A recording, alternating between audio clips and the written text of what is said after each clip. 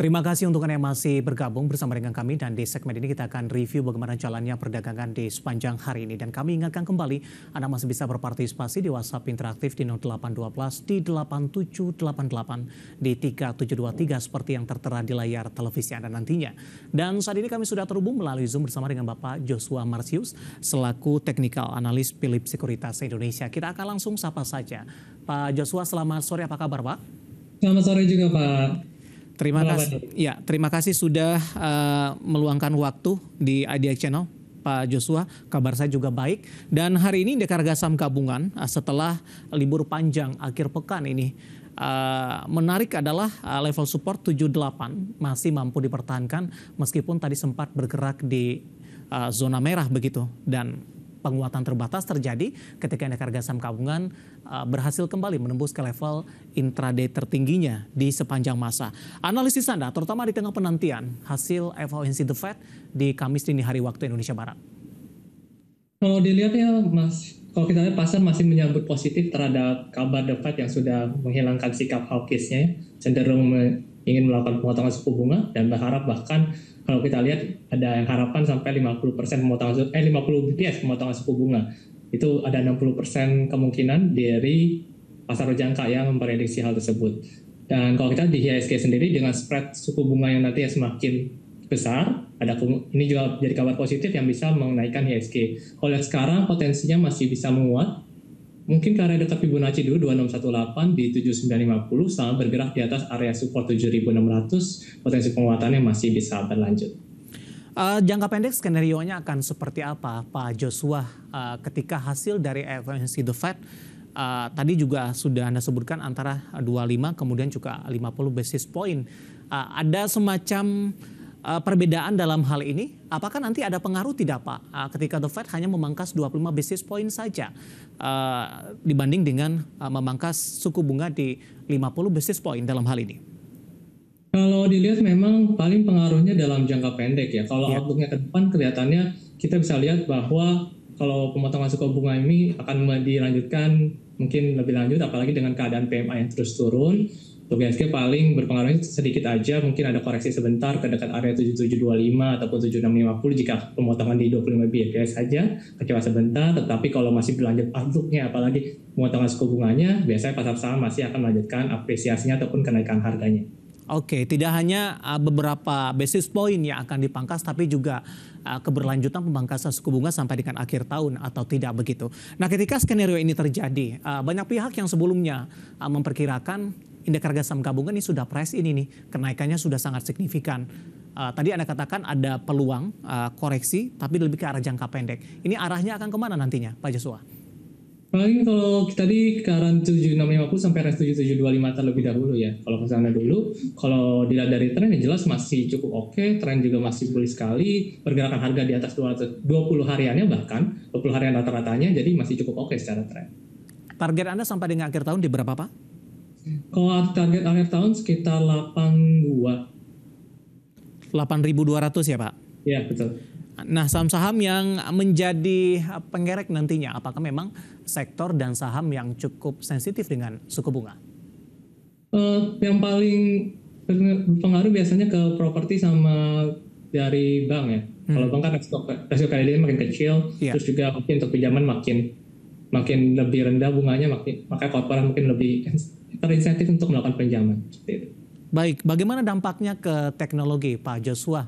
Dalam beberapa hari perdagangan terakhir dari sisi sektoral, tampaknya teknologi masih memimpin ini dari sisi penguatan. Ada Goto yang hari ini juga menembus ke level tertingginya dalam 3 bulan terakhir. Kalau sektor teknologi, dia juga termasuk yang sensitif terhadap suku bunga, apalagi kebanyakan daripada sektor teknologi itu belum menghasilkan laba, labanya masih dalam kondisi negatif. Kalau kita tahu di Indonesia kebanyakan seperti itu, dan kemungkinan juga masih ada menggunakan hutang untuk operasionalnya, sehingga itu juga akan berpengaruh terhadap teknologi, bisa menjadi outlook yang positif. Baik, langsung saja kita analisis secara teknikal Pak. Saya mau ke Goto terlebih dahulu. Hari ini intraday-nya di Rp67 per saham, penutupan di Rp65 per saham. Rekomendasi, kemudian support dan resistennya untuk Goto. Untuk Goto sendiri sebenarnya dia memang ada pertanda positifnya semenjak dia keluar dari area konsolidasi level 58. Potensinya sepertinya masih bisa dilanjutkan penguatannya ke level 70 sama dia gak ngelewatin ya daripada area volume yang cukup besar itu di low-nya 55 atau di area support 55 itu tersebut. Kalau nggak dilewati masih cukup oke, bisa ke area 70 rupiah. Rekomendasinya Pak, dengan penutupan 65 hari ini? Masih cenderung bisa naik, jadi kondisinya buy on weakness cukup menarik selama masih belum bisa nembus area 55 ya. Oke. Hanya untuk trading jangka pendek saja untuk Gotoh, untuk posisi saat Ya, ini? lebih cenderung trading jangka pendek. Oke, penutupan hari ini di Rp65 per saham, menguat di 6,56%. Intraday tertinggi untuk Gotoh ada di Rp67 per saham. Selain dari teknologi, tadi pun juga sempat Anda singgung, perbankan ini akan juga terkena dampaknya begitu. Mau ke BMRI terlebih dahulu, Pak Joshua, hari ini naik paling tinggi di atas 2%, 7425, intraday hari ini sempat 7450. Analisis Anda untuk BMRI? Kalau lihat BMRI ini pola bullish ini cukup strong ya kalau kita lihat, bahkan kalau kita dari derajat naikannya sama juga dari terbentuknya swing high swing low yang terus makin tinggi, kemungkinan masih akan lanjut menguat ke level resistennya 7.500 sama bergerak di atas 6.950. Untuk ini cenderung masih bisa baik sih. Di level penutupan hari ini tidak masalah atau tunggu koreksi sehat dulu untuk BMRI? Di level penutupan hari ini kayaknya masih cukup oke untuk level sekarang. Oke, 7425 menguat di 2,06%. Range ruang penguatan masih terbuka lebar untuk BMRI dan lagi-lagi keputusan investasi tetap ada di tangan pemirsa IDX Channel. Baik, kita bergeser ke BBCA Pak. Hari ini intraday tertingginya di 10.500 ini, menguat di 0,72%. Dibandingkan dengan perbankan big cap lainnya, BBCA masih mampu bertahan di level atas ketika perbankan big cap lainnya menguat signifikan, namun BBCA secara bertahap, secara diam-diam ini penguatannya tampaknya masih terus berlanjut. Pak Joshua, analisis Anda untuk BBCA dan peluang untuk ke new all time high kembali? Kalau kita lihat BCA masih bertahan di 34 harian terus mantul di sana, menunjukkan bahwa memang pergerakan trennya juga masih oke, sama kayak tadi BMRI, perbankan rata-rata memang lagi sedang menguat. Untuk BCA sendiri, kalau lihat dari potensinya, walaupun masih bertahan di level penahanan yang sama 10,5, apalagi jika nembus level tersebut, itu kemungkinan akan dilanjutkan ke 10.750, sama bergerak dia nggak melewati 1125 ya.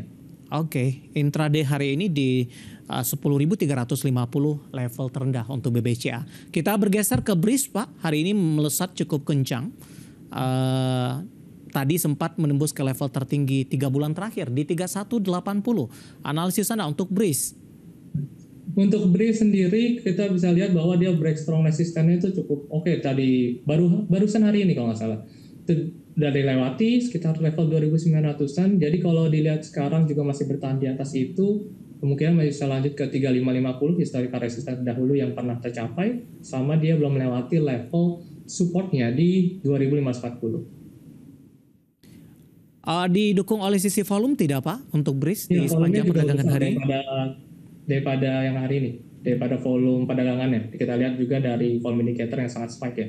Oke, ada peluang ke 3180 lagi untuk jangka pendek dengan posisi yang cukup tipis di penutupan sesi kedua hari ini? Ada kemungkinan demikian untuk ke 3180. Baik, analisis dari beberapa saham perbankan yang hari ini ikut menjadi penopang penguatan indeks harga saham gabungan. Dari energi juga cukup menarik ini Pak Joshua. Harga emas kembali menembus ke level tertingginya di sepanjang masa. Kemudian saham-saham yang ada atau produsen emas hari ini ada yang tadi melemah, sempat melemah kemudian berbalik signifikan. Antam ini menguat di 3,37%. Dari analisis Anda, kemana arah pergerakan emas ini jangka pendek dan menengah? Banyak juga yang berspekulasi Pak ketika dari The Fed hanya memangkas suku bunga acuan 25 basis point saja dengan harapan 50 basis point harga emas akan terkoreksi terlebih dahulu. Analisis Anda akan seperti apa? Ya kalau misalnya 25 basis point kan nggak di bawah daripada ekspektasi pasar yang ada yang mulai di atas 50 basis point. Kemungkinan ya kayak tadi ISG cenderung paling koreksi set aja, tapi tren bullishnya masih akan berlangsung. Kalau saya mungkin ke 2530 dulu, baru mungkin melanjutkan penguatan. Saya lihat sih emas masih bisa lanjutkan penguatannya, mungkin membentuk new all time high baru ke level 2700. Oke, langsung saja kita ke Antam Pak. Analisisnya hari ini menguat di 3,37%, di 1380 posisi penutupan. Kalau dilihat Antam, Antam itu menguat. Kita memang tadi ada menguat. Ya penguatannya kalau Antam cenderung terbatas karena trennya sekarang masih tren bearish dari pola ABW yang terbentuk di level resisten 1525 ya. Jadi sama di bawah situ paling penguatannya terbatas ke level dekat-dekat 1425 sampai ke level 1430-an. Baik, ada Rasya dari Jakarta menanyakan soal Antam ini. Ingin dimiliki jangka panjang, bagaimana pergerakannya, support dan resisten, apakah sudah bisa masuk di minggu ini dan di level berapa? Kalau Antam saya masih cenderung menunggu dia lewat price ABW-nya dulu sih di 1525. Itu kalau lewat baru menarik sih, sekarang belum. Oke, ada Rasya di Jakarta untuk Antam dan tadi juga ulasan secara teknikal lebih detail untuk Antam dan lagi-lagi keputusan investasi tetap ada di tangan pemirsa IDX Channel.